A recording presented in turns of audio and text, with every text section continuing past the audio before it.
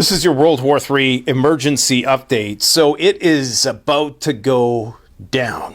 We're about to witness either one of the biggest multi-spectrum decapitation, blitzkrieg, get in and get out attacks ever in history, or this is going to be the beginning of a prolonged war with Iran, which will dovetail into the broader geopolitical tensions fomenting into full-blown World War III with China and Russia. This is it.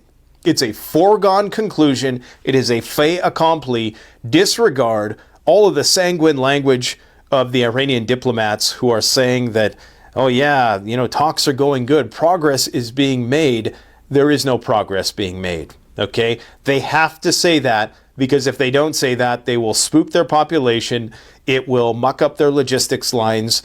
It'll get people panicked. They'll be flooding into the streets, trying to escape the cities, and that's the worst thing that a military planner ever wants. This is why before the war started in Ukraine, if you recall, I did a video on it a week prior. I talked about the normalcy bias. I said they're going to invade, they're going to invade. The Ukrainian government was saying, no, don't worry, there's not going to be a war. This is because they needed to ensure that those corridors were cleared so that they could maneuver defensively, not panic the population. They knew the panic was going to come, but at least when it came, they could impose martial law. Now, Iran has had a year to impose martial law, but they haven't. And they could have had their population normalized to this, but they haven't. Now, they were doing some drills, live fire drills in the Strait of Hormuz today. There was a notice to airmen simulating full-blown closure of the Strait of Hormuz. That's the footage that you are seeing here. Okay, so they're getting ready to close this strait. This is marinetracker.com. This is the corridor in question where hundreds of vessels pass through every day. 20 million barrels of oil go through there every single day. That is Iran's nuclear weapon that's not a nuclear weapon, okay? But I want to show you something here before I forget, because I'm watching this video and they're dropping clues about what they're going to do. And they've known for some time that the Iranians have had these. So when it's not like the US has an unlimited supply of missiles. And so when you're picking targets, you have to be very careful and calculated. Because the Strait of Hormuz is in total control of Iran. I mean, they could hit it from a variety of different places, plus these islands. You see this semi-truck here? Well, these semis have missiles in them.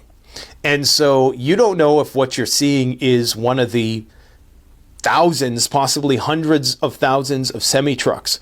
Buckle up, everybody, because today we're diving into some serious breaking news out of the Middle East. Just in the last 24 hours, Iran has essentially slammed the door on the Straits of Hormuz, at least partially, with live fire drills by their IRGC Navy, temporary closures, bold claim of 24/7 surveillance. So if you followed the channel for a while, we've talked about this being one of their chess moves that leads them down this road that they just can't take this back. It's like saying the F word in church.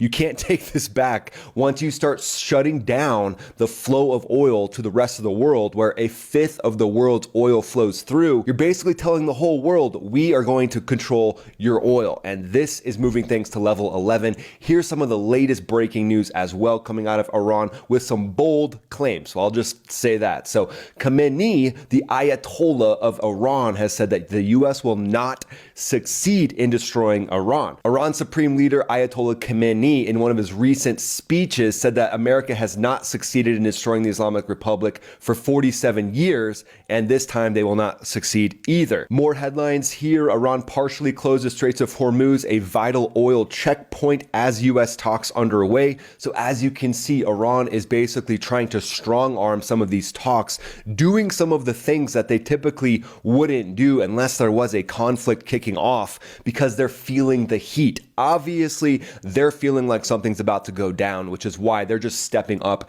and they're trying to match and ramp up to show the U.S. strength. That's kind of what we're seeing out of Iran right now. Not only show the U.S. strength, but show the U.S. that they're really good at talking trash. It's like that guy in the basketball game that can never make a basket, but just talks trash every single day. And you just have this weird feeling that he's always trying to steal your girlfriend. Anybody ever had that before? But we're talking potential oil price spikes, risks of accidental clashes, if even before the actual conflict goes down, there could be accidental clashes, more of those, because again, when you get the IRGC Navy out there, you've got these Wild West IRGC naval operators that are out there trying to shut down the straits, maybe partially shut it down, maybe partially mine it, and you've just got a wild card, because at that point, you don't know what one of them is going to do. One of them decides, oh, we're actually going to launch 10 of these drones off of our boat, or hey, we've got a NOR anti-ship missile, we're just going to test this out and try launching this off of one of our ships. And then what I would call the trash talking out of Iran would be coercive diplomacy, because Iran at this point is trying to show strength. It's like the person that knows they've never lifted legs, but they're trying to enter a squat competition. Here's your global breaking news. Russia, China, and Iran have deployed warships for joint naval drills in and around the Strait of Hormuz. The exercises, called Maritime Security Belt 2026, are being hosted by Iran and mark the 8th such drill since 2019. Iran says the operation includes units from its navy, the Revolutionary Guard Navy, and visiting Russian and Chinese ships. At the same time, the United States has deployed the aircraft carrier USS Abraham Lincoln and its strike group to the wider Middle East. The Strait of Hormuz carries around 20% of the global seaborne oil trade. No combat operations or shipping blockades have been reported.